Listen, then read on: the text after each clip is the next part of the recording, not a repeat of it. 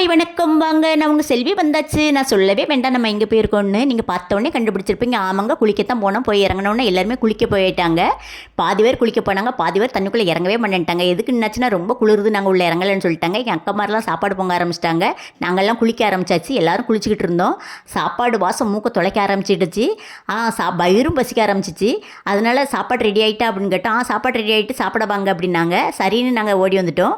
தலைவாழை போட்டாச்சு, தண்ணி தெளிச்சாச்சு, சாப்பாடும் வச்சாச்சு. சாப்பாடு வேறு லெவல், அவ்வளோ ருசியாக இருந்துச்சு. சாப்பிட திருப்தியாக இருந்துச்சு. அவங்க சாப்பிட்ற அழகை பாருங்களேன், கண்கள்லாம் காய்ச்சி. அதை பார்த்தாலே மனசுக்கு ஒரு திருப்தி. நாங்கள் சாப்பிட்டுட்டு திருப்பியும் குளிக்க போயிட்டோம். குளிக்க போனோன்னு அங்கே குளிச்சுக்கிட்டு இருக்கும்போது ரொம்ப வாட வரைக்கும்னு சொன்னால் உடனே காப்பி போட்டு கொண்டு வந்துட்டாங்க. அந்த காப்பியும் உள்ளே வச்சே குடித்தோம். எல்லோரும் தொட்டு பிடிச்சி விளாட்றாங்க, குதிச்சு விளாட்றாங்க. இப்படி எல்லோரும் சந்தோஷமாக என்ஜாய் பண்ணிக்கிட்டு இருந்தோம். உள்ளே 2 மோதிரம் தொலைஞ்சு போச்சு கடைசியில், தங்க மோதிரம்.